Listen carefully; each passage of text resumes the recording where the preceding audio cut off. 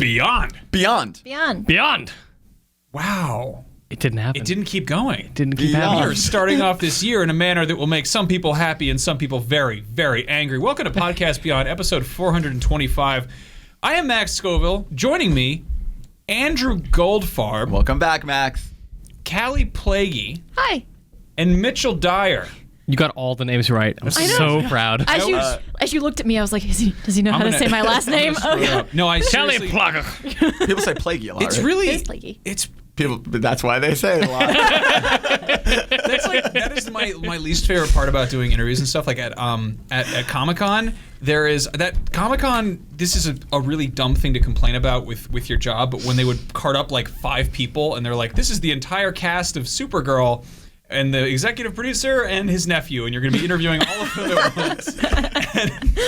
And we're up there with I'm up there with Eric Goldman, who's asking all the questions, and they're like, "All right, and we're back, and welcome to IGN Live at Comic-Con, and I'm here with," and they have 5 different names.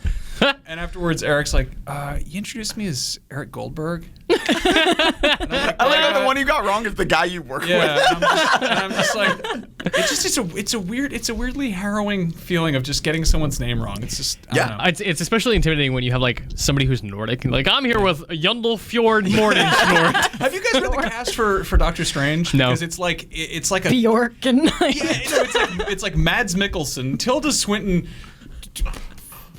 of course Benedict Cumberbatch, but it's a bunch of people who's like, is this a Mario Teaches Typing like challenge level? You say all those names in a row really fast. It just sounds like a regular sentence. Yeah. Sounds like a spell Doctor Strange would say. She would tell Ejiofor. Oh yeah. Oh no, he's amazing. Yeah, he's great. No, he's awesome. Yeah. But yeah, anyway. Can't pronounce his names. Yeah, so as I'm repeatedly reminded by very, very angry little folks on the computer that this is a PlayStation podcast where we talk about all the hottest PlayStation news to come out.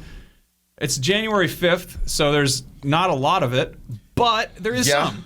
Yeah, there was some over break. So it was like Uncharted got delayed. Obviously, it was the big one. They announced some new PlayStation sales. There was a lot of big stuff, but I don't think we need to dwell on old news necessarily. Let's hit on the Uncharted delay first of all. Yeah, the Uncharted delay, so it got delayed about a month. It wasn't anything too significant, but it is, I would like to think this is the end of it. I don't think they would delay it. I don't think they would let it be like a Death by a Thousand Cuts where it's like a month and then another month and then another month. Like, they've already delayed it 2 or 3 times. Just 2 more weeks, guys. 3 more weeks, guys. 4.5 more weeks, guys. I remember the last Bioshock Infinite delay, like, it'd been delayed so many times, and then there was that last one. It was like 2 more weeks. And it was like, come on. Yeah, I think, I don't think they would do that. I think at this point, if it is delayed again, it would be till like fall. It would be something big. I don't think they're going to keep eking them out. Yeah, and that sucks, but it'll mean a more polished game. So totally, I would much rather. Right. Also, like, Q1 is really crowded. I mean, there's Far Cry. Mirror's Edge moved, but to April or May. Yes, like April or May is crazy because it's like there's Star Fox, there's Mirror's Edge, Far Cry's in there somewhere. The Witness. No, Far Cry's February. You know what, Mitch? Yes, you're right. Far Cry is Q1. But still, I'm just saying the first half of the year is more crowded. 2016 is already terrifying. The joke I've been making for a few years now is that I'm eagerly awaiting all of the hottest holiday releases of last the previous year. Yeah. Technically, Valentine's Day is like a holiday release window. For some people. Whoa. I thought you were being cute, like I'm gonna play with my significant other. Oh no! There were several years where my Xbox Live would auto renew on February 14th. Because at some point I had renewed it on the 14th. Wow! Is that like a girl with a dragon tattoo thing? You just get like a flower in the mail from your like a missing loved one. You're just like, where does this come from? We have to keep the side question up because Marty's gone. Oh, I guess we should say that. Marty and Brian are dead. At CES. Are dead. They had dearly departed on their way to CES. They'll be back. They're going to see some real cool robots and toys. And stuff. And I mean, presumably there might be some Sony news coming out of there. I would imagine we're going to hear something about Morpheus because, of course, we're also hearing a lot of stuff about Oculus right now. So their press conference is tonight. We're recording this on Tuesday. The press conference is at 5 p.m. tonight. Wow, what a conference, guys. Tomorrow, yeah. How about all that news? How about that? Siphon filter finally announced. But tomorrow morning, Oculus is announcing pre-orders. I would imagine whatever the price date there kind of lets Sony finally announce. I would guess part of the reason they've been waiting is to not come out at $700 and then have Oculus. This thing is going to be $500. No, I agree. I think all VR will be, but I think no one wants to be the first one to say it. Yeah. No, there's a lot of that kind of that awkward, like when people open a door and they're like, Oh, after you. No, after you. No, after you, good No, sir. you hang up first. You're in a hurry. You're carrying all those bags. It's like, you hate touching door handles. No, of course. And it's just like, no one wants to go inside at all.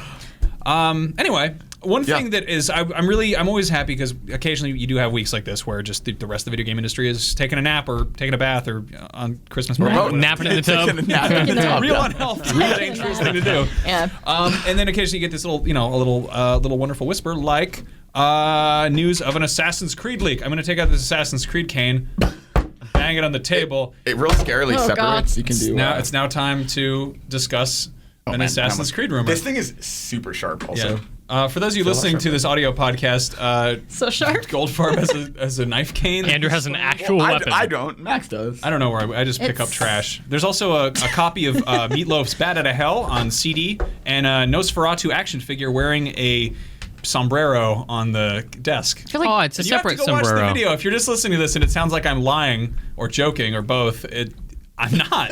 Anyway, So I looked at the monitor and said, oh wait. the big leak is apparently the next Assassin's Creed game is going to be not this next holiday season like we're kind of used to. We're used to this being annualized. It's going to be 2017, and it's going to be set in ancient Egypt. which is such a cool That's setting. I think that is awesome. I also love that if this is true, that they're going back, like Yeah. way So back, far back, yeah. like before Assassin's Creed 1. Yeah, when Yeah, I was way before. Like, I was one of those like, oh my god, the Jesus, cane. just leave the cane on the ground where it belongs. I already spilled this actual- coffee once. Oh my god, meatloaf. I feel like Stop. I feel like Bat Outta Hell is the theme to your vacation. That sounds about Ooh. right. I like it. I like it. Anyway, Assassin's Creed. I was one of those ancient Egypt kids that would like just read books about mummies and crap. Like I was so into it. It's kinda I am great. so pumped. Right? It's an underserved video game market. I want to play some Yeah. ancient Egypt. I think that might be the next thing. We've got a lot of caveman games, and then Yeah. I think we're going to start to see some Egyptian stuff. There's that there's a movie coming out that's like Gods of Egypt. I like that I had to That struggle. modern masterpiece. I don't know. It might be a train wreck, but like I think that we are kind of there's that nostalgia for stuff you learned about in second grade. Yeah. You know? And it kind of yeah, because like learning was still cool and you didn't Yeah. have your soul crushed yet. Oh, Yeah, you Hey, want to you know, read about mummies. You got to fill the sad quotient. You want to, sometimes. and what was that thing about pyramids and granaries? I don't know. You got to find out what they put in the pyramids. Was it? Well, they're not mummies? really hollow. Was it gold? Is there a labyrinth in the pyramid? Tombs. Anything could be in there. anything. I like that this is going to be the laziest Assassin's Creed climbing. Climbing a pyramid. There are over 1 footholds in this game. Well, if it's ancient Egypt, you could presumably still have like scaffold, like a primitive scaffolding for Oh, and I'm sure they'll building exaggerate it things. a lot. Right, Like, there it'll could be be a lot really, of things to climb. Now- It'll be. I'm real curious. the There was that Egyptian-looking Ubisoft game that we saw screenshots for a while ago, which was like, what's it called, like Ramses or Anubis or something? Do you guys know what I'm talking Oh, about? yeah. People thought it was like a Prince of Persia something. Oh, it was called Osiris. Osiris. Osiris. Yes. So that was as far as I remember, that game was, and this could be totally wrong, but I'm pretty sure it's right.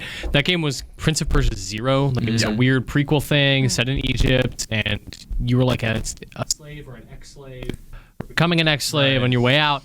And there was like one screenshot of that dude on a podium, and it was looked real like muscular. an assassin. Yeah, and it looked Yeah. like an AC game, but it was called Prince of Persia 0. And then it was like Prince of Persia Osiris, and there was maybe a website because there was another image on think like there was like it was like a Ubisoft montage. They had it in there or like on a website. It was part of it. It was very weird. Part of like a concept reel or something Right. somewhere. Yeah. Now- yeah, I forgot about that. Now this is like, wasn't Assassin's Creed at one point sort of rooted in Prince of Persia? Like it was sort of kind of they were. Persia, whatever. It was like a Prince of Persia game set in that time, like Right. in that era, and they realized like, oh, this game where you're like protecting the Prince of Persia and riding a horse and taking care of this kid isn't really what Prince of Persia is, Right. so they transformed it into. I mean, there's always that thing with IPs and franchises and branding is like, do people associate the thing that we're doing with the thing that it says on the front of the box? And the fact that I wonder if we're gonna see this as like an Assassin's Creed, not reboot, but like here's a jumping on point because they've kind Right, of like moving away from the numbers. for a separate while. from all the Abstergo stuff, separate from Desmond's stories, separate Right. from the Yeah.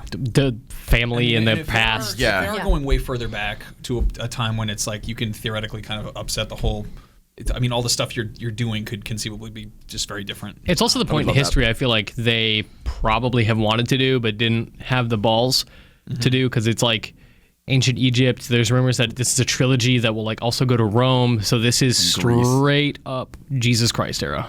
Yeah, I mean, I think it's super interesting that I love Syndicate. I only ended up like 8 hours in. Like, I really want to go back to it, but I really, really like Syndicate. It's the first Assassin's game I've liked this much in a pretty long time.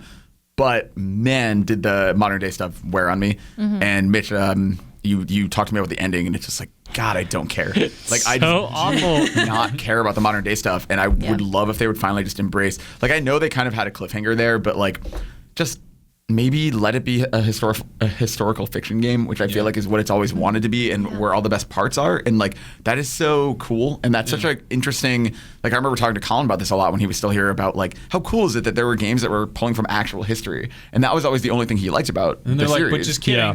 You're a guy with a messenger bag who's a drunk. And it's so weird. Like, and there was in 1 and 2, I was kind of vaguely interested in the modern day stuff, but like by 3, I really didn't care, and then I especially don't care now. So I would love if this was kind of a reboot to just like let it be fully, like maybe do a framing device beginning and end if you really need to, about stepping into Abstergo, into your special. Dude, I hope the intro to this game is, I guess spoilers for Assassin's Creed Syndicate, speculative spoilers. I hope that the end or the beginning of this new game is the world has ended and everything is gone. Like, they won. And the rest of it is, now let's go back in time and see what else happened. And like, just leave all that stuff behind, end this universe's like modern day stuff forever, and just go back in time, like the lineage of the Assassins. I mean, I'd be fine if they just didn't even mention it. Just like, seriously, start this as a historical fiction game. The movie's coming out. Like, let next year just what be I a want to- rebrand. So I want to know if the movie's going to have any of that garbage. Like the Abstergo, Do we know he's Animus. playing 2 characters? Is he? He's playing a modern day version and a past version. That's Right. so disappointing. So that I think that works in a movie timeline a lot better. You know, because you get to that like, I mean, that you get to that kind of Matrix stuff where you've got the two things that are happening simultaneously. There's a thing in the past and the thing in the present. There's there's somebody's Or like the fountain. lying in an exciting bed, and you're like, don't let them near the bed. They'll wake him up, and then he'll die in both worlds. Or James Cameron's Avatar. I don't know.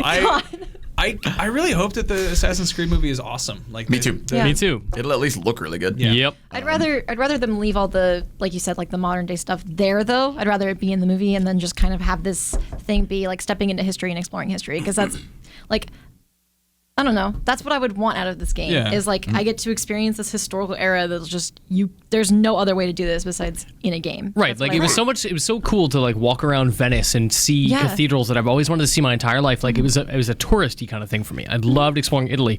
What I didn't love was hanging out with cranky Veronica Mars and her stupid friends. Yeah, and that's the weird thing. Like, even AC3, like, I was so excited for Colonial America. I think that's actually legitimately interesting. Yeah. And then it just like was wasted. I don't know. It just didn't feel like they ever did anything interesting with it other than the Assassin and Templar stuff. But George Washington was there, and he was bad at his president. So Yeah. I've always said this about Assassin's Creed games, is that they feel like a field trip in school, in that they take you to this cool place and they're like, all right, we have a strict itinerary and you can't Oh my deviate God. from it. Like if you're like, you wander off the path, they're like, wait, no, come back. No, yep. We see you two over there. Don't go running off from the group. And you're like, Desmond didn't kill people. He didn't kill civilians. He didn't do it. actually, the Native Americans called it maize. It's just like there's a lot of kind of like, actually, in Yeah. Assassin's Oh Creed. my gosh, yeah. Touching on tourism, though, you mentioned this, Mitch. Bye, Andrew. Shut up.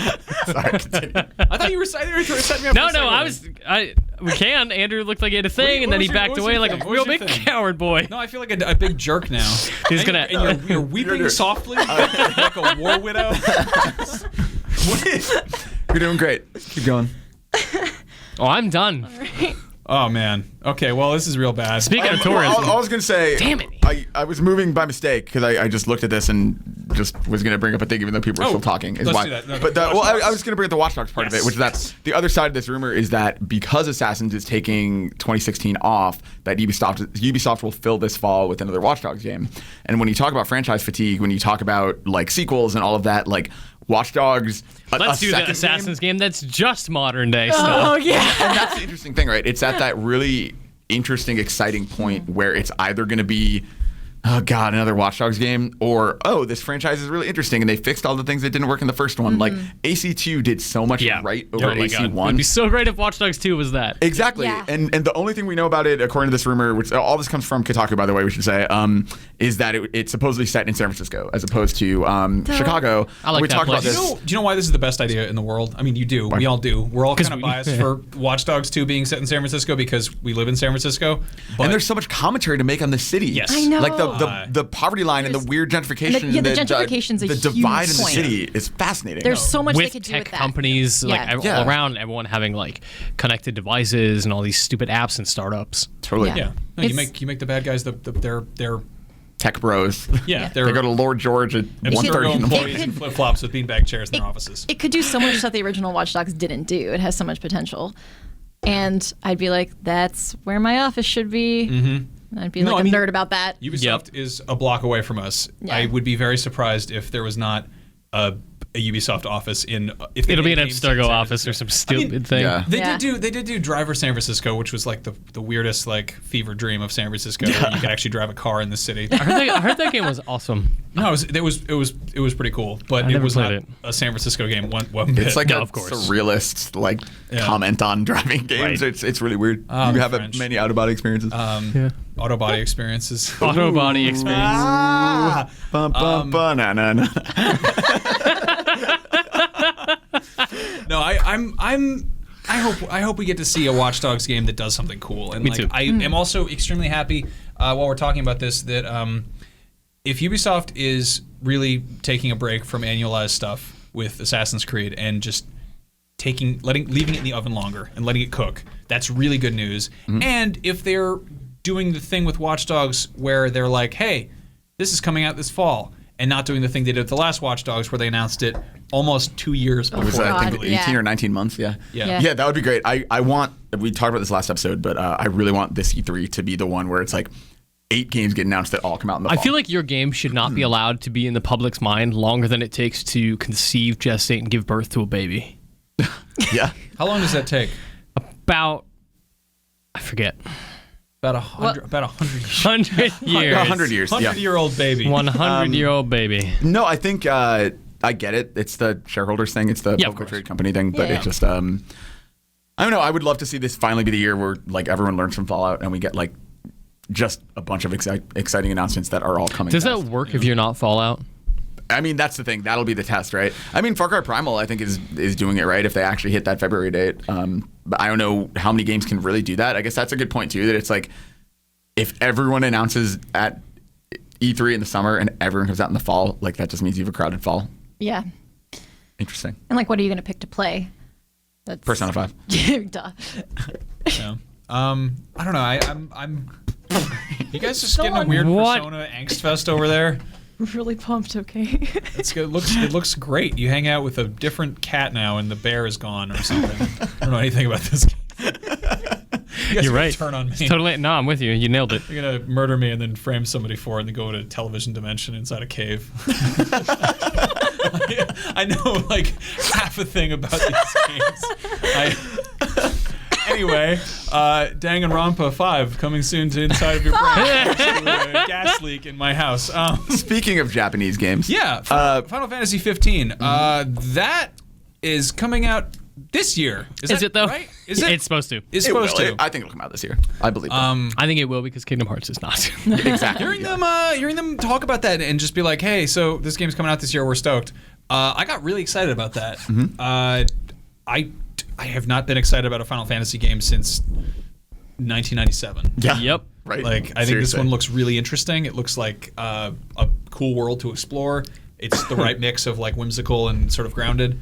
And apparently, it draws storytelling inspiration from The Last of Us. Boom. In an interview with Examiner, Tabata said the studio is aiming to deliver a narrative where the gameplay and storytelling are really one and the same, noting it's important that the story progresses through the gameplay in a very unforced way, in a similar way that it was done in The Last of Us. This is an interesting thing to hear from a Japanese game developer. Yeah, you don't Yeah. see a lot of Japanese devs doing things like like mundane non-game things. Like I assume this means you'll be walking up to your car and tinkering with your car, and it's like that is part of the gameplay, but it's also like what the characters are doing, and they're gonna root around in record stores and have conversations on the fly. See that, yeah, and I think episode Dusuke does kind of a little bit of that. Like I think you can have, there are like these side missions that they added when they updated it, where like you can like go off with just one of your companions Oh, cool. and go to a mission, have like little like get to know them better kind of things. I am excited about this. I feel like 13 and 13.2 had like super shoehorned story stuff. Like it's like you didn't really care about that much of what was going on, or if you did, like the really big picture stuff, you would take like these like pretty long breaks and kind of have like these diversions that I don't think added a lot to it. So I would love to see them do storytelling in a way that's inspired by Western games. I think that's a really interesting thing for a Final Fantasy game. I think 13 tried. Just Yeah. no man babies. No man babies. Yes, exactly. Yeah, I mean, The last hopefully. time I was on, I angered everyone by calling Joel a man baby. I And don't think you're Oh. completely do it wrong. again. He's a big. He's absolutely a man baby. He's a boy baby. Okay. He's not even a man. He's a beard boy. He's a big bearded boy. In all seriousness, wow. Take two. Thank you. In all seriousness, though, Crushed one it. thing I did like about The Last of Us a lot. I mean, I liked that game a lot. Was there were also story things that were totally unnecessary that you could just find, like the whole thing with the guy in the Oh, Ish. Yeah, Ish. Oh yeah. That was like my favorite little tidbit from that game, and I know other games do that, but I would like to see that in a Japanese game too. Just like little, Yeah, just care about the world. finding little things around the world. I mean, we like already that. saw a lot of in Duske. We saw a lot of Western design influence. Like this doesn't feel like a Final Fantasy game. It doesn't feel like a JRPG. I'm sure some people are real mad about that too. Right. Yeah, definitely. But you know who's not going to be is the millions of other people who will enjoy this game who wouldn't have otherwise. And it feels very contemporary in a really good way. I mean, it's like it's really weird. It obviously feels fantastical, and there's all these magic and chocobos and all of that, and summons and blah blah blah. But like you also have this really cool, like all the cars just look like cars. Like I mean, Yeah. and Yeah. you have this really interesting thing where like, even though the characters you play as, like your party are dressed all weird in their cool trench coats and stuff, like everybody else is just dressed kind of Yeah, normal. it's like the whole thing is just a mishmash of weird idiosyncratic things of like fantasy boys and big old rock monsters and Yep. spiky ground and Well, I like that you go to a convenience store, you know? yeah. Exactly. Yeah, And then you exactly. summon a god to help you kill a Yeah, exactly. chocobo. Yeah, that sounds really, really cool to me. I mean, I've always really cared more about fictional universes where you're kind of you find your footing, you know? Like I think that Star Wars is a perfect example of this, where you're like, here's a farm. Like here's what it looks Right. like. There's a cool ass space battle going on, but here's a woman pouring milk. Yeah. You know, and you're like, you get this. You're like, okay, so here's the baseline. Here's what normal is, and then you build on that. Yep. And I mean, I like this in Metal Gear too, where like you find, oh, like here's their ice bucket, here's their nudie magazines, here's their Vulcan Raven action figure for whatever reason. You know, like before you get to the really big over the top grandiose stuff, you get this kind of like, you get a sense of what the day to day life is. Yep. And I always hate it when there's like, I always compare it to like drawing fan art or drawing pictures or whatever. And there's kind of like you want to draw the cool stuff. Like you want to draw all the cool, exciting things, and you want to have all the fun action and the cool. Like you want to draw dudes with spiky hairs fighting each other and punching. But you don't get good at drawing that unless you learn how to draw like basic shapes. Like that's why Right. they teach like life drawing and anatomy. You start with you eat your vegetables first. And I think I've talked about this idea on the show before. But like having a really, really realistic convenience store in Final Fantasy 15, and the fact you're cruising around in like a Kia or whatever the hell you're driving, and then the fact you're summoning a god, it makes the god that much more impressive if Yeah. you have like, here's your point of entry. Well, and it makes in that moment, right, in the trailer where it's just these dudes driving, and then that head turns and like the mountain in the background is a thing. Like that's that perfect moment of like, oh, okay,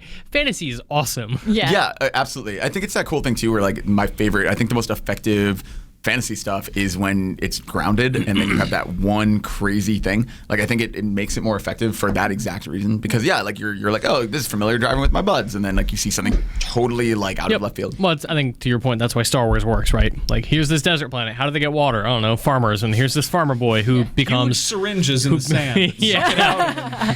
But then he Small becomes wizards come a and sell them telekinetic robots. sorcerer Yeah. with a laser sword. Yeah. I think, I mean, we talked a little bit about the Western story influences and how that might alienate people who want like a really core JRPG. But I think that the grounding fantasy in a very, very real setting, because obviously like a desert planet on Star Wars, that's not I mean, we have deserts obviously, but that's a little more far off than a konbini.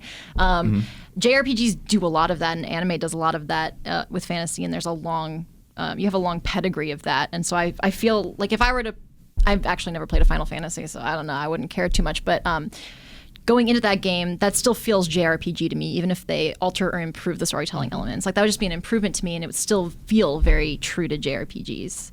Yeah, and I think it works. I mean, it's sorry to say it again, but Persona works for me for that reason because it is so contemporary. And even going back, like Earthbound, one of the reasons I love Earthbound as a kid so much is because it was contemporary. Like I think there's a lot of value in giving you something you know and then making it weird, turning it on its head. Like all my favorite superhero things are like someone ordinary struck by something extraordinary. Like that's why those stories work as well as they do, because like they're taking something you're familiar with and then making it like, oh, but look how crazy it gets. Yeah, Final Fantasy 15 looks pretty interesting. I agree. Hopefully we'll see more. They've been talking a lot about that event in March. They're going to announce the release date. We're going to see a bunch more of it. Apparently the game is, I mean, at least structurally done, and now they're kind of in alpha and then going to move into debugging and doing all the cool stuff. It's exciting. That's good. That's good news. A lot of games coming out. This is that part of the year where we're like, let's all talk about the hottest games coming out in 2016, and then half of them get pushed to 2017 in 3 months or whatever.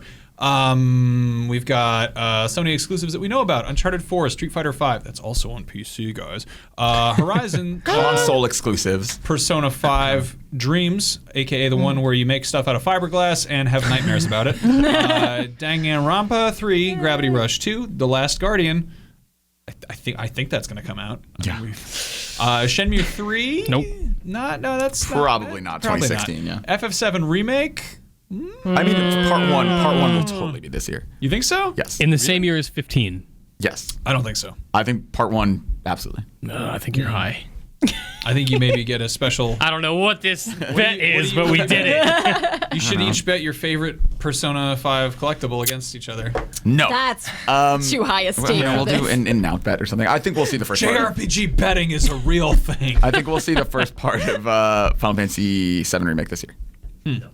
Yep. Then there's Wild. Is that this year?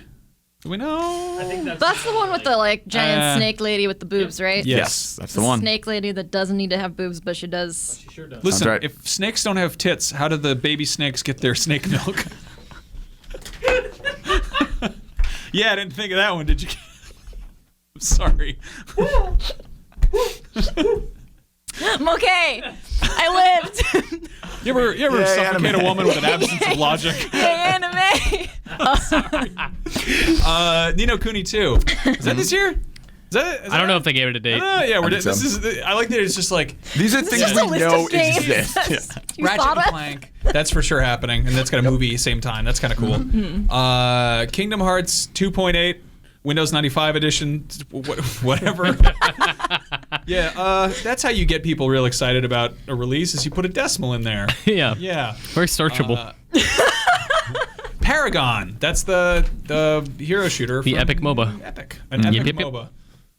Yeah, they're leaning real hard into MOBA and not hero shooter. They really want to be called a MOBA, which I find Big interesting because fan of everybody that. else is terrified of that word. Yep.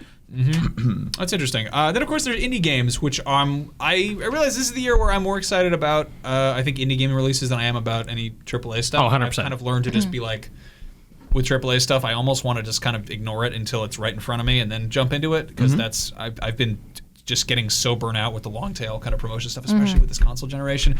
Indie games, we got Firewatch, What Remains of Edith Finch, The Witness. Speaking of long tails on things, that was a PS4 launch announcement, wasn't it? Yeah, I mean, we saw that. We had a guided demo of that at E3 2012, maybe 13. Sounds right. I was still in high school. It was 13, No. I think. 2013. Absolutely not. I was. I might have still been in high school. No, I was just You were. lying because I thought it was funny. It must be E3 2013. We had a guided demo. That was of a minute ago. That was, Oh, I yeah. wasn't in high school. Phew. The Witness, No Man's Sky, again, another thing. I want that to come out. I just want to play it. Yep. Abzu, that's the one where you're a scuba diver. Scuba. What if that's just how you say scuba? I don't know if diving. that was contempt or excitement. I did an interview with the man, not the scuba diver, but the Captain man, Abzu? Jeffrey Abzu, creator of Abzu's scuba diving domain. And it was like one of the weirdest interviews to do, because I was like, so what are we looking at here? He's like, you go swimming in this game, and I'm like, oh man, there's gonna be like sharks. Like, yeah. I'm like, you gonna fight them? And he's like, no. So it's like hiking but underwater. It's just a giant water level. It's just a whole water level in a walking game. simulators. Here comes the next thing. It's swimming simulators. It's weird. That game, it's so pretty. And like I walked away talking about how pretty it was for so long after I played it at whatever that was, PAX or Andrew, something. we get it. Well, it's a really pretty game, but just that weird thing of like, yeah, it's just like I don't have much to say about it beyond that yet. So it's like that thing where I really, Yeah. I really, yes. I really want to get to know it more because I feel like if you drop me into any vertical slice of journey, I would have felt the same way. Yep. Yeah. So I want to see what that feels like as like a whole thing. I think that those like short experiences, those ones where it's not a game, you can't jump, you don't get a gun, whatever. Those ones, I think that they really should be treated like movies are treated, and like you don't like critics are shown film festival screenings. Like you go see a indie film and you see the whole thing, and you walk out of there and you're like, here's what I thought about this. See it when it hits theaters 2 years from now or whatever. Yeah. It's not like here's 11 minutes from the middle. Yeah. And you're like, well, that was weird. But yeah, like I mean, Abzu, it doesn't hold up to pre-release criticism. Like I don't think it's real pretty. That's precisely why I'm so excited about indie games this year, though, is I like having that contained experience, Yes. like something from start to finish that I can sit down and play 3 hours of and get a full experience from. Like I had that with Sybil. Like I just sat down and I played Sybil. Yes. And then I got up and I thought for like 2 days about how I felt about Sybil. And that feels so much better to me than like I'm really enjoying Black Ops 3. Like that's my just game I go home and I play because I'm tired. You just grab the wheel like, real hard right there. Yeah, but I'm a person of many interests, and but like that story, I was like, what is? Well, number one, True. Not a good way to tell a story, but it's like I played that for like 10 hours or whatever, and I just walked away and I was like, okay, I think I remember everybody's names. Like, that's cool. There was a captain in there somewhere. Yeah, there's a guy. When I first started playing, I turned to my dad and I asked him if I could date him, and he said no, it's not this kind of game. And I said, oh, too bad. I'm kidding. Well, I did say I will that, say but- Black Ops 3 is the worst dating simulator ever. I was like, who's that? It's like gonna Tinder, do? but with murder. Even worse than Black Ops 2. Yeah, but so I really enjoy that about all the indie games I've played. They're kind of what I subsist on now. Like I enjoy just going from one game to the next and having that contained experience. And Yeah, I mean, I sat down and I played Sybil in one sitting, and it was really satisfying because you just did it. You're done. Yeah, I mean, Journey's the same way. Yeah. I think that, and I mean, people get mad because it's like, oh, it's just I didn't get my money's worth, but it's like, I mean, I paid $60 for Metal Gear Solid 5, and I put, I don't know, 95 hours into it, and I couldn't unlock the very, very final mission, which I guess I beat it, but then there's another thing that comes afterwards, and I don't know. Like there's a sense of like, oh, I didn't complete all these things, and it's not. I don't feel like I finished something, Right.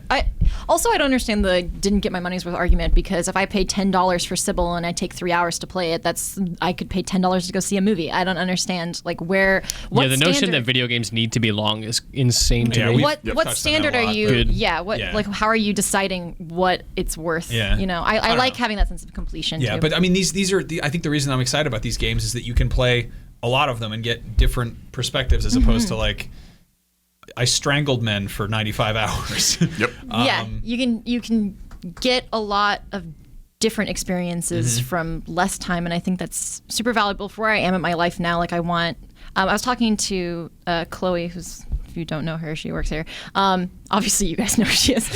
Who?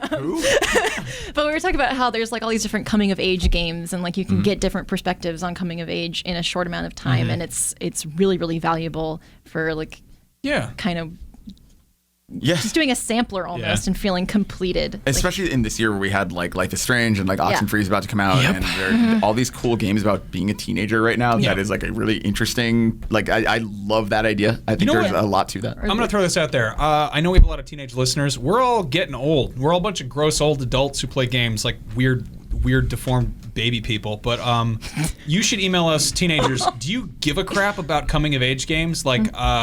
Crossing Souls is one that I love because it's basically like the Goonies meets Stand By Me, but one of them is a ghost and you can solve mystery puzzles and there's a monster to fight, Or like Gone Home is coming to Same as that console with too. teenage years. Yeah, and it's like, do these games appeal to you? If you were a young person who is still coming of age, like, let us know what you think. Like, write in beyond at IGN.com. Please hit us up. I'm honestly curious. Yeah. The other side of that too is games like Firewatch, which is about adult relationships. Yeah, like being a park ranger. I want to know what it's like. Finally, I want to be a it's park here. ranger. Yeah. I do. There's something unexplored there that's very explored in TV and movies that really isn't in games about like you're 45 and your marriage is falling apart or whatever. Like I think that's super interesting. Or like you lost the one person you loved or like whatever it is. Like that. That idea is something I think you rarely see. You see a turtle.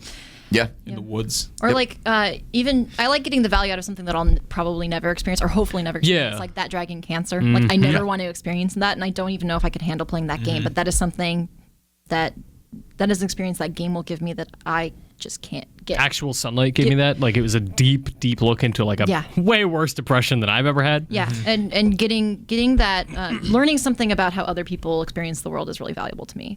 So Yeah, I mean that's kind of like where video games can totally, I think, flourish as a medium. And maybe being the man who jumps real high with a cool gun ain't the best way to go about it. Anyway, other cool indie games coming out. There's Rime. That's the one that looks like one of the I want to see again. Game's never coming out. Yeah. Yeah, I mean, Game's that was fake. Gamescom 20. You actually wrote 13. ha ha ha ha in parentheses. I did. To it, I did. So thanks for that. You're welcome. Banner Saga. That's It's coming out next week. looks real gorgeous. Yeah, game is awesome. Yeah. How? Music's awesome, I'm really too. curious about that. How long is that game? I'm 6 hours in and I have no idea. Like it's, I am playing on iOS right now and it's deep and it's big and it's involved and there's like these intersecting stories that are nowhere near connected in my game right now. And like, I don't know. It's super interesting though. I'm really, really, really into it. I do that thing with I guess it's sort of judging a game by its interface, where I look at that and I'm like, this looks sort of simplified. Like it's incredibly beautiful, but it's like it's not. I mean, you're not jumping complex. around. Yeah, it's a very kind of picturesque, and the fact that it is available as a portable game on iOS, I'm like hesitant to play that on my TV on my couch. Like, is that a good couch game? Would I? I kind of regret playing it on iOS actually. I wish I played it on PC where I had like a monitor to see that animation up close because it is so beautiful. Yeah, well, that's coming. Then there's Gone Home. Yay. Yeah. That got weird. I like Gone Home a lot. Yeah, January 27th, I want to say. Yeah, I mean, if you're right. If so you good. are curious about what games can be, and you are open-minded, play that game. I went into it knowing nothing, and that enhanced it even Same. more. Me too. I Ditto. loved that game. Yep, we're all. It's the best horror game I've played in legitimately. No, I really thought it was a horror game when I went in. I thought it was a horror game too, and that's what But it I is a liked horror about game. it. Yeah. About the horrors of growing up. Dead Star. What's this one? Dead That's Star Armature's space game. It's like a spacey, shootery, MOBA, multiplayer thing. We had IGN first a couple months back on that one. By the late great Brian Albert. Okay. Yeah. Oh. Rest in peace, Brian. No, I'm just kidding. He's still alive. He seems to be doing well. I miss him. And then, of I miss course, him too. there's Me the too. popular fruit puncher Hitmango. Oh, that was good. Yes. The Go games are so That's good. Hitman Go for those Go, who hate Lara Croft Go, Hitman Go. Yeah. The movie Go Pokemon with is that Katie Holmes. Go, great Pearl Jam song. Yep. Wow. But no, Lara Croft Go. Maybe next to Nekawatsume, probably my mobile game of the year. I hope that one comes, and then Hitman Go. good. I Is that barely coming- played. Is that coming to Vita? They announced Hitman Go for Vita and PS4. They haven't announced Lara Croft yet. Okay. But I would hope so. But Hitman Go is coming to Hitman Go, yeah. Yep. Vita. PS4 and Vita. That's awesome. Yeah. We also got one announced today. This is a really weird announcement. A Boy and His Blob, the The 2000 Wii game. 2010 was it? 2011. I think it was earlier than that. I think. It's a minute ago. Yeah. It's not a recent game. A Boy and His Yeah. Blob that came to Wii is now coming to PC and modern consoles as well as Vita. Cool, that game know was what- super pretty. Do you know what A Boy and His Blob is, youngster?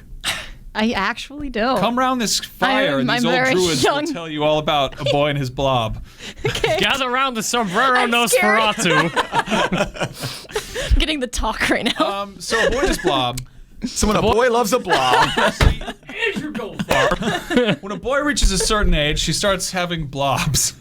No, I'm sorry.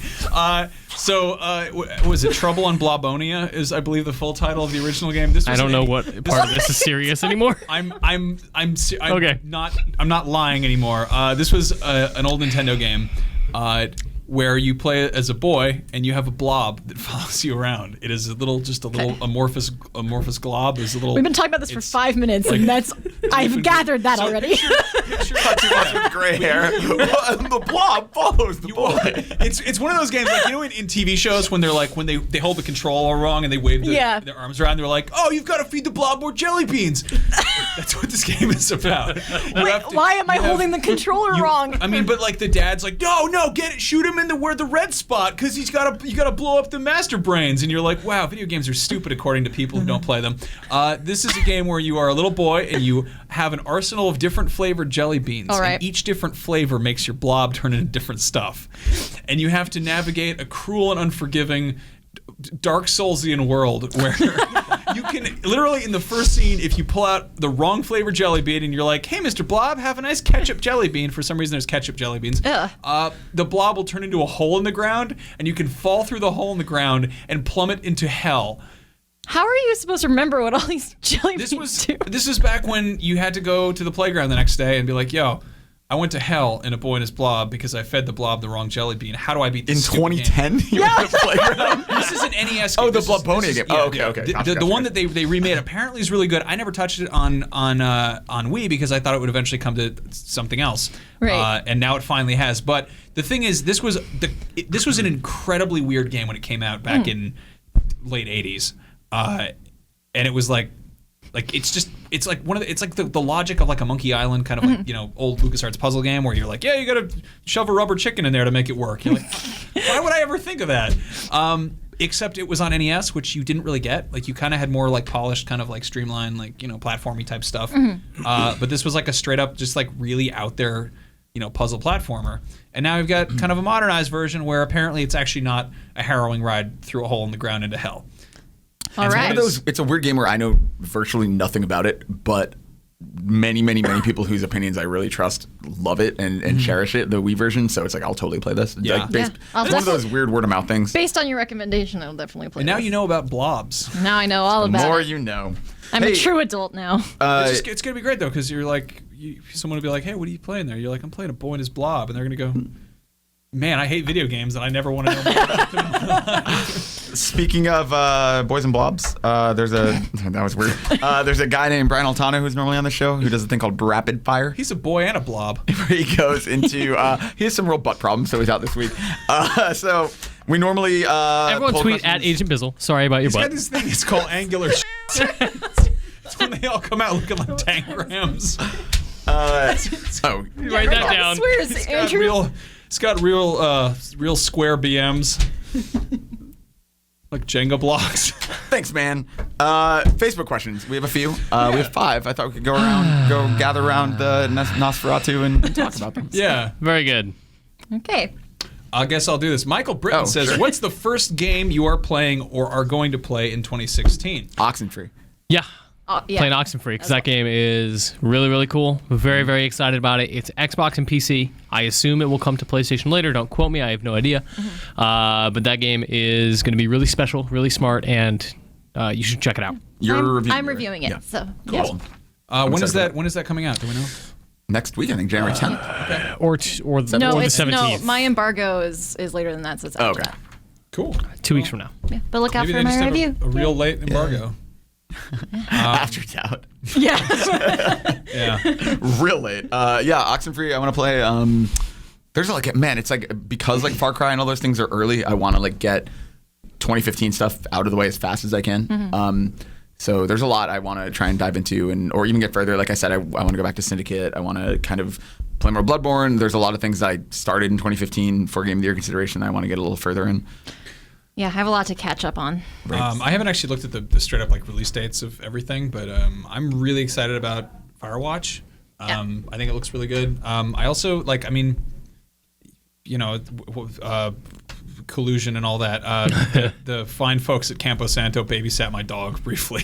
Oh, So like, yeah, I don't know. That's just like a weird thing. But full disclosure. yeah, like, I don't like. Yeah. I think that game looks really cool. I agree. I agree. You know, I cannot wait. Yeah. That's my The most pedigree is anticipated thing right now. incredible It just- too. Like Ollie Moss art and like some of like the best art, minds out of yeah. like 2K Marin Yep. and Double Fine and obviously Telltale, and there's just so many incredible people Clay. in the game. No, it's Clay, yeah. it's good stuff. Oh god, obviously, yeah. Also, there's turtles in it. There's Yay, some turtles. real I just sweet like- turtles. I'm Yay, pretty turtles. stoked on any game where you can just walk around and see some animals. You know, that's kind of what I'm into. So And you're Harry from Mad Men. Yep. yeah, yeah. Wait, what? Yeah. You play as You play- You're, no, you're Harry for Mad Men. I'm Harry from Mad Men. Weird. No, no. Rich Summer is the main character. All right, cool. Yeah, that's good. Are you guys currently playing anything from last year that you're still attached to? Like I said, I jump into Black Ops 3 multiplayer. You're a girl and her blobs. I got my blobs being that was really good. the people on the mic that I have to mute. But yeah, I played a lot of shooters as a kid, so it's like I play with my dad. It's That's cool. one of those weird, like, I bond with my dad over it, so I'm still playing that. That's I awesome. thought all of your Black Ops tweets over the holidays were adorable and funny. Yeah, my dad was like, he was backseat playing, so he's like, Callie, you need to proactively reload. I didn't raise you not to use your tactical. What are you doing? I love that. It was adorable. It's a good dad. Aw. Good dad. I have a disease, so I'm playing I finished Persona? Persona 3, and now I'm currently like 40 hours into another playthrough of Persona 4 Golden. I'm gonna take your Vita away. I love you. Hey, how about, yeah, it's not you great. play Metal Gear Solid 5? Which I do. I have your copy. I keep Yeah, need to getting do that. weird problems where I'm like, man, I really need. I was playing Witcher 3. I'm still playing Witcher 3 because that game does not end. Apparently, it keeps going. It just is endless. I was playing that, and my horse Roach was climbing a wooden medieval object. I don't know what the hell it was. like a box. You put hay in. Anything, literally anything that's medieval. That's Some sort of bassinet for hay bales or something, but Okay. for whatever reason the horse was just stuck on this, and it looked like he was doing like push-ups, but he was, and I was like, man, that horse is pretty funny. I sure wish I had a game where I could make a horse go to the bathroom on an unconscious man's face. Oh man, Andrew has my copy of Metal Gear Solid. You can take it back and I can buy it. Seriously. Do it. No, I was saying that's what you say to make the horse go to the bathroom in that game. I love that game. It's so I really funny. want to play. I need to play. I'm the worst. Yeah, I'm still playing Witcher. I'm still playing Battlefront. Mitch? Yeah, I'm playing a little bit Battlefront every so often. Battlefront. Yeah, we should do that again. That one time we all played. It's fun. Still playing a lot of Dota 2, playing the Banner Saga. I think I just started something else. I forget. Okay. Too many veggies. I A agree. lot of videos. Random plug for a friend of mine. I read this site called VGReleaselist.com, which is a absurdly helpful. It's like my go-to at-a-glance release date thing now. I made this list of games. Is it really? That's awesome. Yeah. Run by my buddy Chris. Good dude. Cool. So did Mitch? Did you write ha ha ha next to rhyme, or was that? No, that was me. Okay, good. Chris did not write that. Okay, that'd be I like the most biased release list ever. Final Fantasy 15. Yeah, right. You wish. I like this next question a lot. Okay. Oh, that first question was by Michael Britton. If we didn't say Yeah, that. I said that. Nick Zatarain, purveyor of fine Cajun rice delicacies. Is there a game that had everything you could ever want in it but just didn't click for you? Example, Eternal Sonata had a grand story, interesting combat system, very likable characters, and great voice acting, but it just didn't click for me, which is sad because I'm sorry. You said grand? Like, Yeah. Great. I just want like that. I'm sorry. the word grand. I really want. Why is that so funny? Like, imagine if we had like this Victorian rating system where you're like 7 out of 10. It was grand. Exemplary. A game of the age. Deficient. I'm crying. We're all broken people. I'm sorry, Nick. I didn't mean to laugh at your question. No. This is a really good Stupendous. question. I just like. He's not laughing at you. He's laughing at the whole scenario in his head that This is he just made how up. Max's stupid brain works. I have so many holes in my. I'm still a little bit jet lagged from faraway travels. For the record, I actually like the Troll Sonic quite a bit. What? It was indeed grand. I like the game. He's as a. Yeah. I think this is a really good question. There are so many games where I have people being like, "Oh, you would love this game. It's everything you like," and I sit down to play it, and I'm like, "Eh." I don't know. I feel like Skyrim was a perfect example of that for me. Like it's controversial. I know a lot of people love that game, but man, did it never. I tried so hard to get into that game. I can't do any Bethesda game for the same reason. Like, I love the idea of giant world, interesting characters, fun combat, but it's like all of these things together just do nothing for me. It's really weird. Like Fallout 3, I played hundreds of hours of, and Skyrim just didn't click. And that doesn't mean I think Skyrim's a bad game. It just is it's just not for me. It's like a very subjective thing where it's just for me, it's something more about the setting than the mechanics. I prefer either contemporary or futuristic to fantasy settings. It's why I worry that I won't get into The Witcher either. Mm-hmm. Yeah, that's fair. I'm trying to think. Like, I feel like it generally just I'll see something coming from a mile away and be like, this isn't really for me. You know. Mm-hmm. I mean, something that comes to mind, and people might hate me for this. I don't love Mass Effect. Like, I respect it. Like, I definitely kind of was like, oh, I see what you did there, and there's parts of it that I think are fantastic, but as far as I should love it more than I do. I mean, you get to be a spaceman, and you have sex with a blue lady, and you have a fish.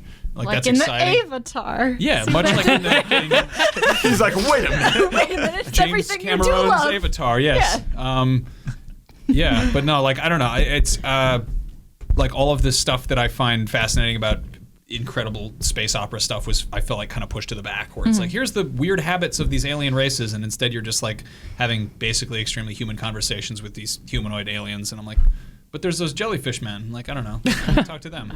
Yeah, it's weird how I can't think of an example, but I've had the opposite too, where it's I'll pick up a game that's just a genre I never ever like, and there'll be a random one-off game that I really enjoy and put tons of time into, and I search for games and can't find it. I don't know that. Persona 4 is that for me. I'm not huge into JRPGs. Right. I'm super specific about what I want and enjoy from that genre, and Persona 4 just clicked big time. Yeah, I think low expectations are often that's a great way to really enjoy something. Yeah, going into something with an open mind can really make you enjoy it more. Yeah, Kelly, what about you? I'm trying to think. I don't want people to hate me for this. I haven't finished BioShock Infinite.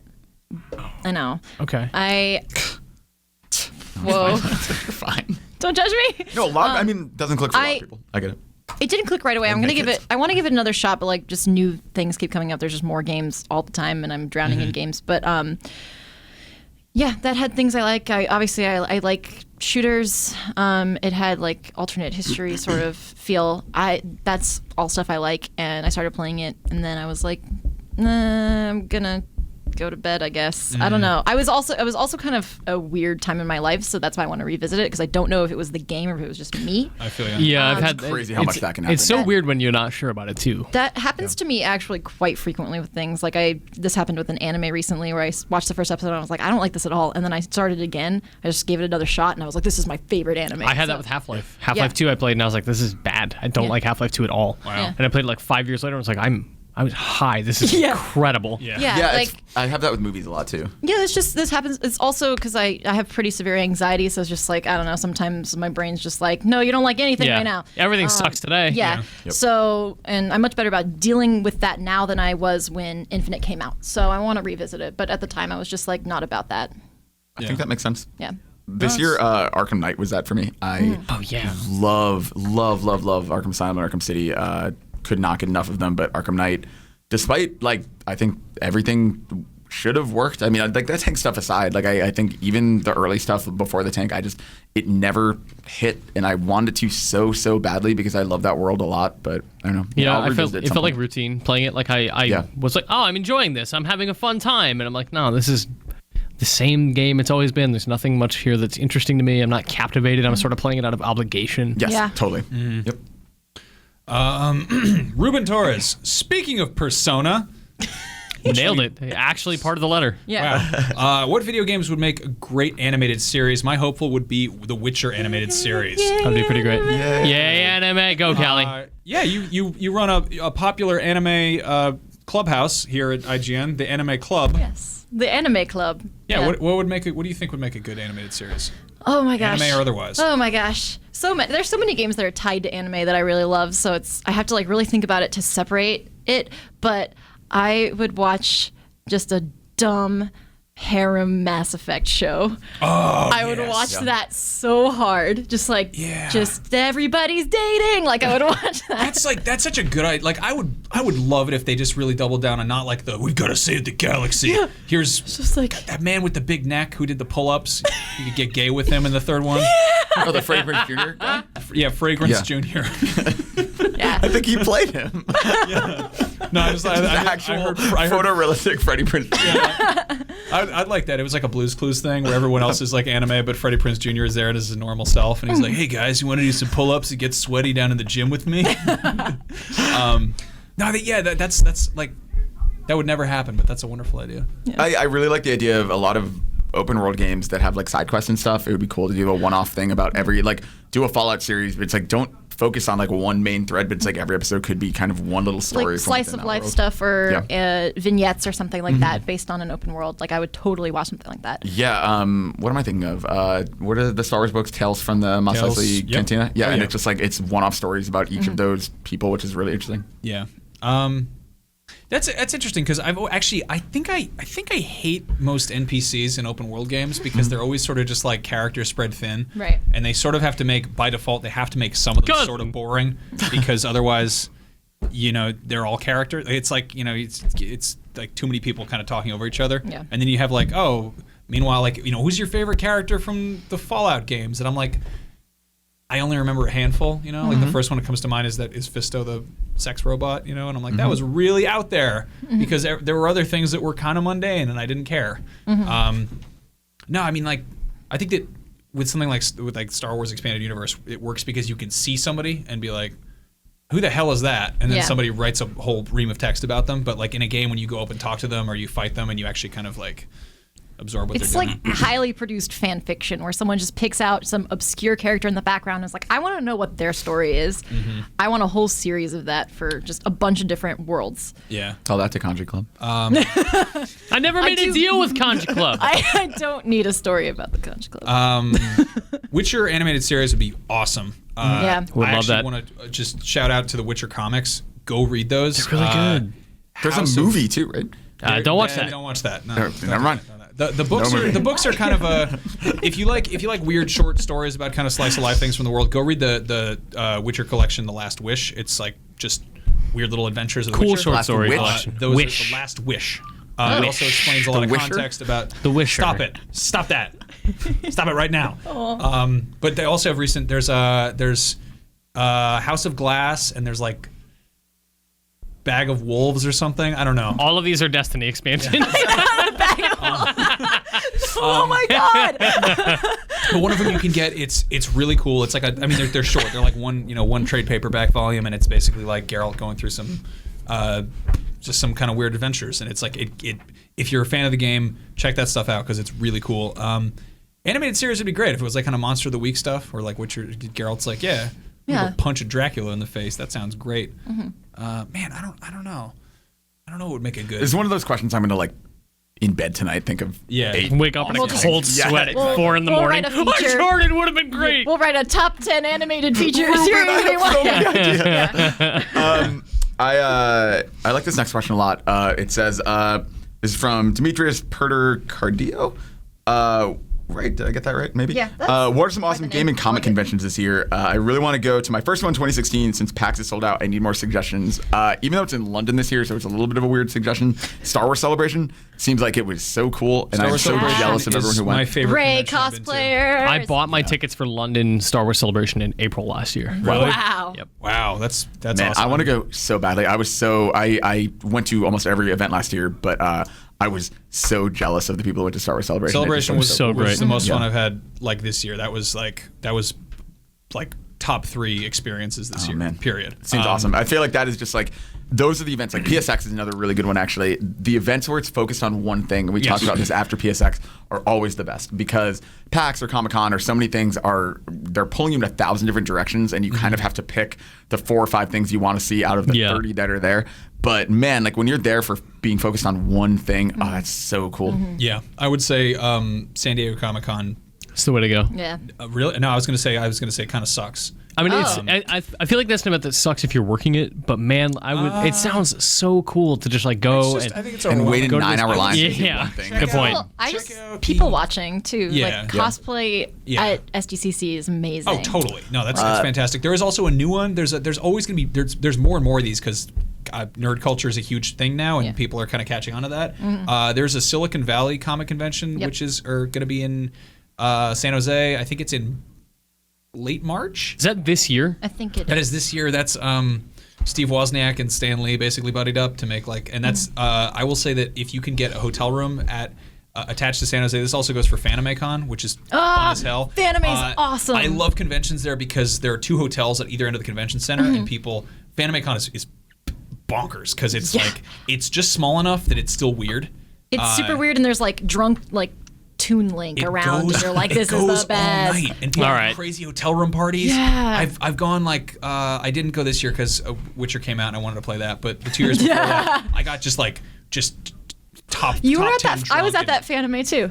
Yeah. Yeah. I went. So there's a game room at Fanime, and I walked in, and the Cha-Cha slide was playing, and everyone who walked in simultaneously just did it. Ooh. It was the nerdiest thing, the whitest thing I've ever seen. It was amazing. It's really classic weeaboo. It's classic weeaboo. Would recommend. Again, that's the more kind of specific you get in a fandom. Like anime, obviously, is a very broad thing, but it's still also this thing that it is. It's niche, It's like being an otaku is being a nerd. It's like you're in this corner and you can't just go to work every day and be like, hey, how about that anime? And people are like, yeah, I don't talk about that with you, Yeah, So being in a room with the people who are into that, it's awesome. Yeah, and the other cool thing about Fanime, and also I want to extend this to Anime Expo in Los Angeles as well, in that area. That's the biggest one. Right? The Anime Club is working on going to Anime Expo this year. But the cool thing about anime conventions is that you'll also see a lot of JRPG cosplay. So if you're into that, that's a good place to see other people. Like there was a Danganronpa meetup because I did a Danganronpa cosplay when I went 2 years ago, and there's just a meetup of people who love Danganronpa, and you can just talk to them. And I went to a panel about Danganronpa, and everyone's speculating about the next game and stuff. It's awesome. Yeah. And you were Chiaki for Halloween. I was Chiaki for Halloween. I really like Danganronpa, cool. You guys. I have never. Not never, but I don't play Blizzard games, but BlizzCon was some of the most fun I've ever had at a convention. It's just, once again, it's just really cool, passionate people. Just raw enthusiasm everywhere. Exactly. Just, it is impossible to not get excited about Blizzard games while you're there. I think it's such a cool experience and such a cool community. Yeah. I would say, check in your area. There's always, I think Wizard World's still a thing. They're kind of just Dragon Con. Oh, yeah, that's the thing. I hear that's a very weird one because that's kind of old school. Like Dragon Con is kind of it's much like dragons. It is old. Wise words. That goes back to it's weird that convention culture is has kind of reached this new generation where there are tons of people who are like, yeah, this is totally a thing. PAX is I mean, it's been around for a minute now, but it's still fairly new in the grand scheme of this. San Diego Comic-Con is 35 years old now or something like that. And then you get Otakon, which is what Hal Emmerich's character is named after. Yep. I remember my friend went to that. That's in was that in DC or something? Do you know about that? I forget where that is.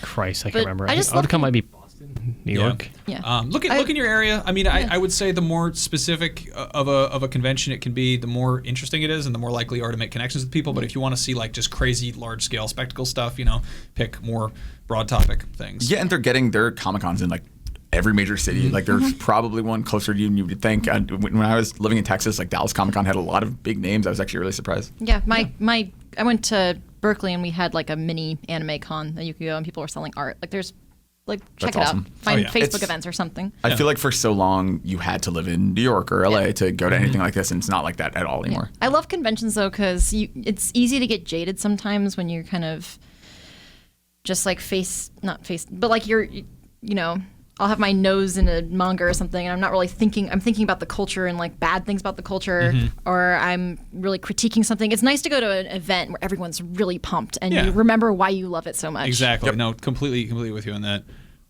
Mike Wygant. Why can't I pronounce your name right? There you go. Yeah. That was nice. Really good. Wow. The video game industry that was in for its yearly checkup. What types of things does the doctor have to say of its overall health? Areas it needs work in, area that's doing well in? Please go running. You have blood clots everywhere. I don't know. I mean, I think the biggest problems I think are things that are maybe making baby steps and getting better. Like I feel like diversity and representation is getting slowly better. I don't think we're only seeing like white dudes in every game, but you're still seeing white dudes in most games. Like I think it's that weird thing where like it's certainly not completely better, but people are making an effort, which I think is good. Yeah, I think we're making a lot of strides in women in games. I'd like to see more people of color. I know Witcher 3 encountered a lot of criticism for not having really good non-white representation and stuff like that. So that's another thing I'd like to see the industry work on. We're making a lot of strides in queer representation as well. I am interested. So one of the things I'm looking forward to is more like mental health stuff, because I think games have a really interesting potential there. Like there's this game, Nevermind, that is supposed to be like it's a horror game that you have like bio things attached to you, and it's like biohaptic feedback style stuff. It's weird. It's really weird, but the potential there for people who suffer from PTSD or severe anxiety disorders is really interesting. And I think VR also has the potential to help people with anxiety disorders with really carefully monitored exposure therapy. So that's all stuff that I'm looking forward to seeing people experiment with. Yeah, that's awesome. Yeah, I mean, you said that you're pointing out that games are a great way of getting perspectives of other people, and that's, I think, an incredibly good point with mental health specifically, because you can't really, if you meet somebody who has one leg, you can look at them and go, oh crap, that sucks, you have one leg. If you meet somebody who has chronic depression, you look at them and you're like, figure it out. You have two legs. What's your problem? Yeah, and that's what happened to me when I was first diagnosed too. Is people were like, "Well, why aren't you just happy? Just be happier." Like, yeah. But you don't understand. Yeah. And that's why I kind of always go back to Depression Quest with this. Sure. Depression Quest is what I told everybody I knew. I was like, play this game and you'll understand. That game was literally too heavy for me to finish. Yeah. I couldn't do it. I was like, Mom, you need to play this game because this is what it feels like. Yeah, man, I LARPed that game. I'm good. Yeah. I was like, I played it. I was like, I do this every day. And so I think that we're just moving more and more forward with that. And I like that I can use a game to, number one, illustrate to my loved ones, like, this is what I do for like my job, and also this is what my life is like, this is what my brain is like. Yeah. So no, and it's something you can show and be like, here, like, this is, it's progress. Like I don't want to get all SJW on here, but like, this is it's video games are an emergent high-tech medium. This is a podcast called Beyond, which means to go past something, through something, forward. Past something. So let's push that. Yeah. Go forward. No, and it's cool that we have like we are in an age where you can have stuff like, oh, hey, you're a park ranger who has a divorce or whatever, or you could be like, yeah, you're still a white guy with a beard and a gun. You can jump. Like it's everybody's getting a little bit of everything. Nothing's getting taken away from anyone. It's cool to see, stuff be inclusive, and as far as games tackling stuff that actually matters, that's awesome. That's exciting. That's huge. So yeah, I'm thrilled about that. I don't know. Like I don't. I think that games they're getting better. I think the game industry it's such a slow process to make a game. It's not something that can be like kind of off the cuff and you can't make an open world Star Wars RPG in 9 months. Are you sure? Devin can. Kickstarter. Yeah.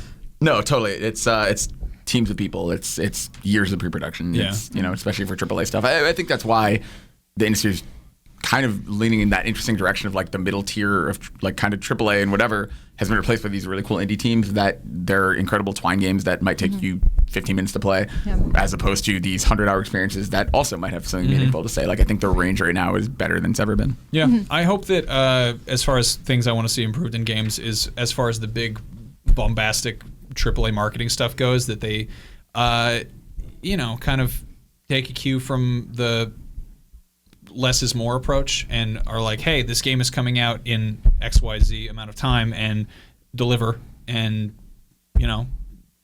we're not just getting strung along with screenshots for 2 years. Well, and it's that weird thing of like, so we all saw Force Awakens, and I mean, a couple people here got spoiled, but it's like when I sat down, I got like one spoiler, but when I sat down for The Force Awakens and the opening crawl came up, and no spoilers for Force Awakens, I was like, oh, I didn't know what this movie was about. It's exactly. Like the moment that text came up, I was like, oh, and that feeling is something I never get from video games, like, or not AAA games. Like, I want that. And like we talked about with Gone Home, I want to be able to go in blind more often because I think that makes it just so impactful. I feel like we're that way with Firewatch. Yeah, I agree. I think we barely know anything. Like, they've kept it really, really guarded. Yep. Yeah. Which is awesome. I really want more games to do that. I mean, look at, Metal Gear Solid 2. Like, the fact that you suddenly play as a new character, an hour or so into that game is kind of bonkers. I'd like to see more stuff like that. Maybe not playing as Raiden, but like just I don't know, like the pageantry of surprise. In a medium that like that's the thing is we went to Star Wars. The pageantry of surprise is a 2.0 on your Victorian scale. A pageantry of disappointment. A menagerie of lowered expectations. Take it away. No, I mean that's an interesting point. Is like we like Star Wars. We saw.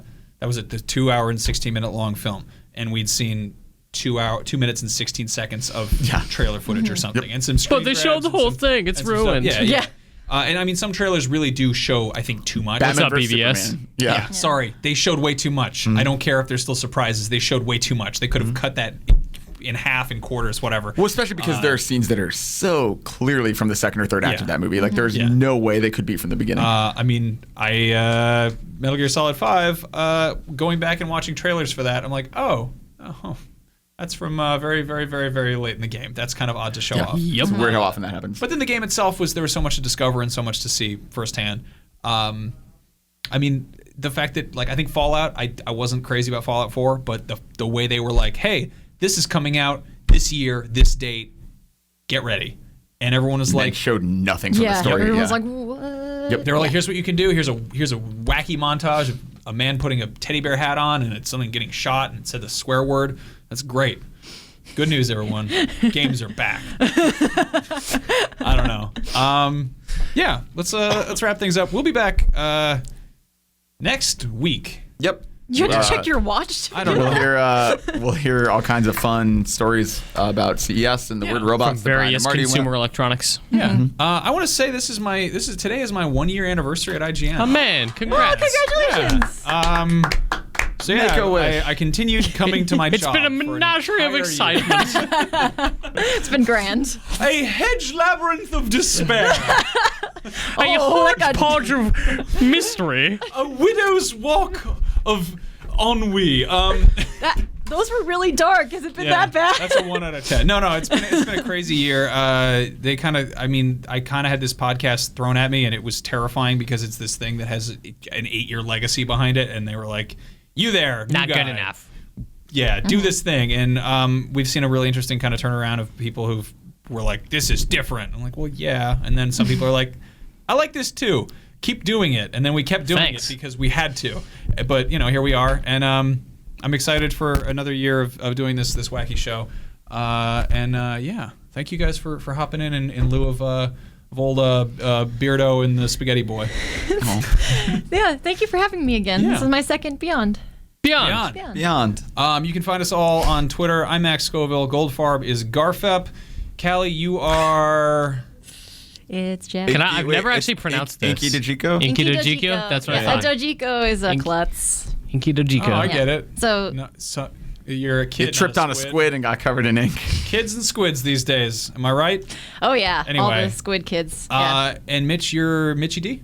Correct. Cool. What should we have? What should we keep a lookout for you guys that you're working on? You do got an Oxenfree review coming? Oxenfree. Anything else? I'm also working on some Pokemon stuff. Cool. So fun of Pokemon course, features. Anime Club. And Anime Club, yeah. So we do Anime Club every week. We're going to be doing a best of anime list and some upcoming anime features. Yeah. So I mean, that's also like you guys. I've watched you turn that podcast into a thing, and anime is awesome, and yay anime, and it's also like a huge undertaking to have like 4 people talk about the entirety of Japanese cartoons. Yep. We sit down. At the beginning of every season, we watch like 12 premiere episodes, and we're like, okay, That is here's what we're daunting. going to keep watching. Yeah. And it's a big undertaking, but the community is really great, and I'm really, really lucky to be on that podcast. I'm really happy to be on that podcast because I didn't start out as a cast member, and then I became a permanent host. So there you go. it's really great. Cool. Well, thank you for jumping on. Mitch, what do you got in the horizon? If you like Zero Dawn. PlayStation 4 games that are also coming to your personal computer, subscribe to IGN Overclocked, the PC podcast where we talk about a lot of the same games. Now, PC is like a really expensive, hard-to-use PlayStation. Is that correct? Yes. No. Oh, I'm sorry. I have to go. I just got doxxed. Goldfarb, what do you got in the works? Marty and I will be going to DICE, which is a real cool show in Vegas in like 3-4 weeks. We are setting up some very cool interviews, so we'll have a bunch of stuff from that. Awesome. That's exciting. I'm always amazed that you managed to just weasel your way into, I don't know, like someone's hotel room. Are you gonna hang out with Kojima?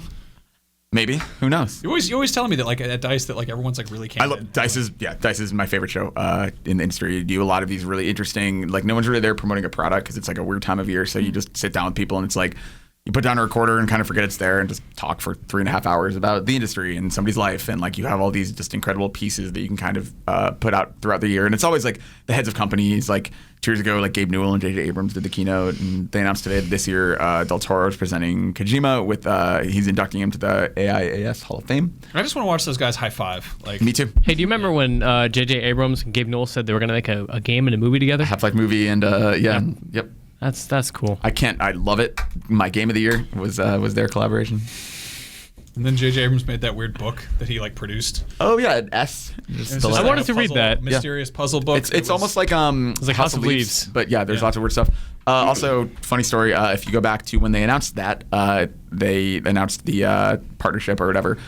The way IGN works, at least in our news system, is like you put a headline in an article, and that headline it generates the URL, and permanently, no matter what you change the headline to, that's the URL. And I wrote that story really fast because it was really exciting, and I called Gabe Newell Game Newell, so now it Nice. lives forever in the URL. Of that Game story. Newell. Nice. Yep. Game Newell. I like that. What am I working on? Up at noon will be a rerun this week because Brian is in Las Vegas going to medieval times without me. I know, I'm we'll be really back jealous of that. next week and doing fun stuff. I'm recovering from jet lag and playing Witcher missions, and that's I great. called them Wishins. Wishins, little Wishins with a good old Geralt the ponytail. Thank you guys so much for listening.